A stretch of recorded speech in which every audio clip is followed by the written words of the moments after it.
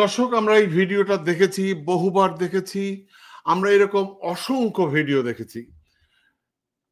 এই পুরো আন্দোলনের নেতৃত্বে মিছিলের সামনে আমরা যাদেরকে দেখছি, আমরা হাসনাতকে দেখেছি, আমরা সার্জিসকে দেখেছি, আমরা আরো অনেক নাম না যারা তরুণদের দেখেছি, এবং যাদেরকে দেখে আমরা অনুপ্রাণিত হয়েছি। আমরা আশায় বুক বেঁধেছি যে নিশ্চয়ই এবার কোনো পরিবর্তন আমাদের হবে। স্লোগান দিচ্ছিল রাজাকার রাজাকার।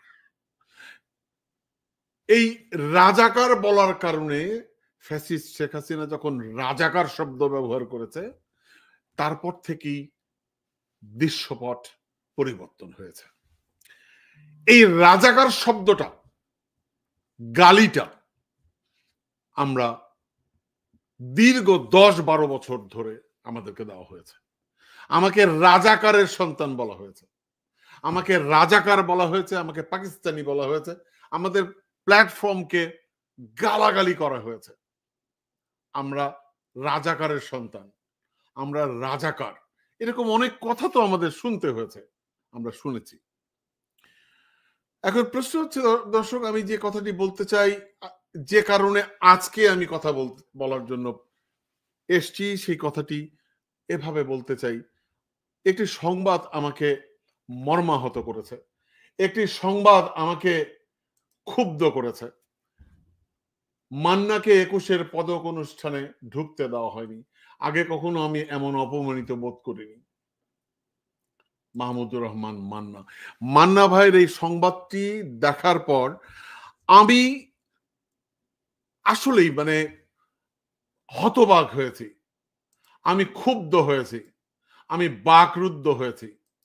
আমার কাছে মনে হয়েছে যে আমরা জাতিগতভাবে আমরা কি অকৃতজ্ঞ, আমরা কি বর্বর, আমরা কি করে এই মাহমুদুর রহমান মান্না সহ আরো যারা নেতা আছে তাদের অবদানকে খাটো করে দেখতে পারি। তাকে এই 21-এর পদক অনুষ্ঠানে প্রবেশ করতে দেওয়া হয়নি, এবং হয়তো অন্য কেউ হলে উনি হয়তো চেপে যেতেন, উনি কিন্তু চেপে যাননি। উনি ক্ষোভ প্রকাশ করেছেন। সত্যি তো, মাহমুদুর রহমান মান্নাকে যারা চেনেন না, আমি তো তাদেরকে মনে করি তাদের বাংলাদেশের ইতিহাস সম্পর্কে আপনাদের ধারণা নেই। এই মাহমুদুর রহমান মান্না একমাত্র ব্যক্তি যিনি এই ফ্যাসিস্ট শেখ হাসিনার শাসন আমলে সবচেয়ে বেশি সরব ছিলেন, সবচেয়ে বেশি রাজপথে ছিলেন। যখন আমরা দেখেছি তখন উনি এসছেন, প্রত্যেকটি বিক্ষোভে আমরা তাকে পেয়েছি, তাকে দেখেছি। আমরা উনি কি বলেছেন একটু শুনতে চাই, তারপরে আমি এই বিষয় নিয়ে আলোচনা করতে চাই। আপনারা শুনেছেন, আমি তারপর রেকর্ড রাখতে চাই। জীবনে এত বড় অপমানিত কখনো বোধ করিনি। এই দেশে একটি রাষ্ট্র অনুষ্ঠানে রাষ্ট্রের পক্ষ থেকে আমাকে দাওয়াত করবার পরে আমার কাছে কার্ড পাঠানো হয়েছে। কার্ডে লেখা হয়নি কটার সময় আসন গ্রহণ করতে হবে, কার্ডে লেখা হয়নি 15 মিনিট আগে গেট বন্ধ করা হবে, কার্ডে লেখা হয়নি সব জায়গায় যেমন থাকে প্রধান অতিথি পৌঁছাবার আগেই দয়া করে পৌঁছাবার চেষ্টা করবেন। আমি তো প্রধান অতিথি যাওয়ার আগে পৌঁছেছি। যারা সেখানে পাহারায় ছিলেন তারা বলেছেন মূল ফটক বন্ধ করে দেওয়া হয়েছে, আপনি প্রবেশ করতে পারবেন না। কোন উপদেষ্টা 10 দিন বিলম্ব করে দেশে এসে শপথ দিয়েছেন। আমি মাহমুদুর রহমান মান্না 50 বছর ধরে রাস্তায় রাস্তায় আন্দোলন করেছি, লড়াই করেছি। এই সরকার যে চলে গেছে আমার তাতে কিছু না কিছু ভূমিকা ছিল, অথচ আমি 15 মিনিট আগে মূল ফটকে পৌঁছাবার পরেও আমাকে সেলফি প্রবেশ করতে দেয়নি। কখনো প্রধান উপদেষ্টা আসেননি। এখন ডক্টর মোহাম্মদ ইউনূসের সিকিউরিটি এত ইম্পর্টেন্ট যে 15 মিনিট আগে সদর দরজা বন্ধ করে দিতে হবে কেন? এই ফেব্রুয়ারিতে প্রত্যেকেই ভাষা আন্দোলন উপলক্ষে পুরস্কার বিতরণ করে। আজকে পদক দেওয়ার অনুষ্ঠান ছিল সকালবেলা। আমার এত বছরের রাজনীতির জীবনে আমি কোনোদিন সরকারি এই রকম কোনো অনুষ্ঠানে দাওয়াত পাইনি। এইবার তারা দাওয়াত করেছে, আমি রাজি হয়েছি, আমি গেছি। 11টার সময় অনুষ্ঠান হবার কথা, আমি সেখানে পৌঁছেছি 11টা বাজতে 20 মিনিটে। আমি একটু নাদান মূর্খ ধরনের লোক, আমি জানি না কোন গেট দিয়ে ওসমানী উদ্যানে প্রবেশ করতে হয়। পরপর 4টা গেটে গেছি। যারা যারা সেখানে পাহারায় ছিলেন তারা বলেছেন এই গেটে না স্যার, সামনের গেটে যেতে হবে। আমি বলেছি ভেতরের আর কোনো রাস্তা নাই, বলেছে না ভেতরের রাস্তা বন্ধ। শেষ এসে গেটে গেছি, তখন 11টা বাজতে আরো 15 মিনিট বাকি আছে। যারা সেখানে পাহারায় ছিলেন তারা বলেছেন মূল ফটক বন্ধ করে দেওয়া হয়েছে, আপনি প্রবেশ করতে পারবেন না। এখন ডক্টর মোহাম্মদ ইউনূসের সিকিউরিটি এত ইম্পর্টেন্ট যে 15 মিনিট আগে সদর দরজা বন্ধ করে দিতে হবে কেন? আমি সত্যি আমার জীবনে এত বড় অপমানিত কখনো বোধ করিনি।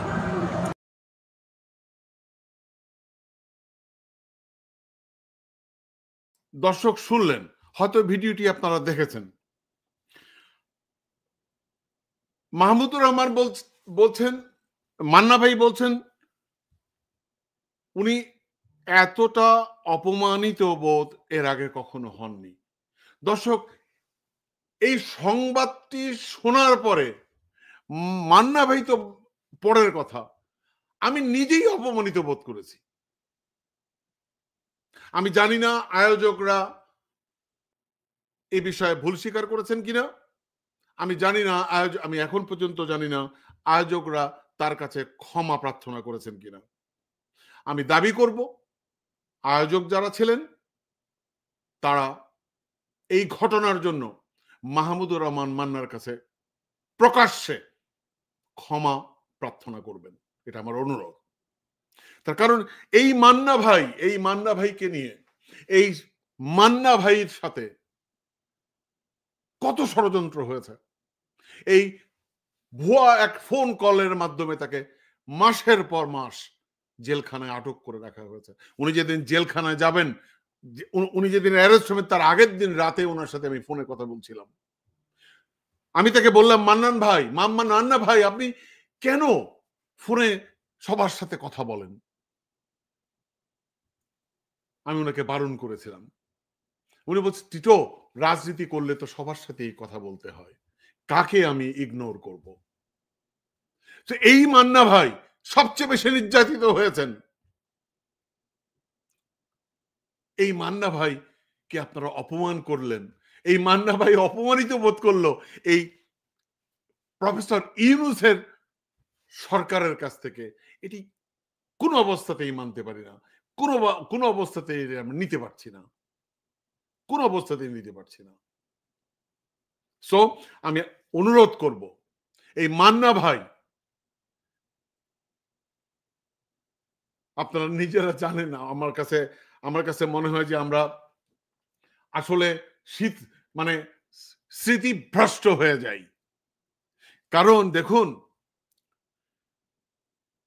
এই ফ্যাসিস্ট শেখ হাসিনার শাসন আমলে আমরা অনেককে দেখেছি, আমি নাম ধরে বলতে পারি, নাম বলতে পারি, ভয়ে আসেন নাই, কথা বলেন নাই, আমাদের কেন কোনো প্ল্যাটফর্মে কথা বলেন নাই।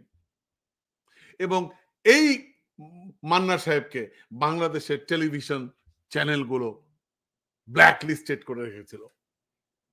ঠিক আছে, এখন প্রশ্ন হচ্ছে, উনি একমাত্র ব্যক্তি, মানে অনেকজনের মধ্যে, 2-1 জনের মধ্যে উনি হচ্ছেন একমাত্র ব্যক্তি যিনি ফ্যাসিস্ট শেখ হাসিনার আমলে সরাসরি শেখ হাসিনাকে চ্যালেঞ্জ করতেন। ঠিক আছে, চ্যালেঞ্জ করতেন। তো সুতরাং এই মান্না ভাইয়ের এই সংবাদটি আমাকে সাংঘাতিকভাবে পীড়া দিয়েছে, সাংঘাতিকভাবে আমি কষ্ট পেয়েছি।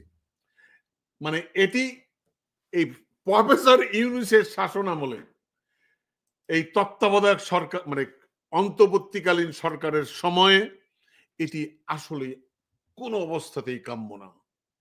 সুতরাং আবারও বলছি, আপনারা এই ভুল স্বীকার করবেন এবং মান্না ভাইয়ের কাছ থেকে ক্ষমা প্রার্থনা করবেন, এটা দেখতে চাই।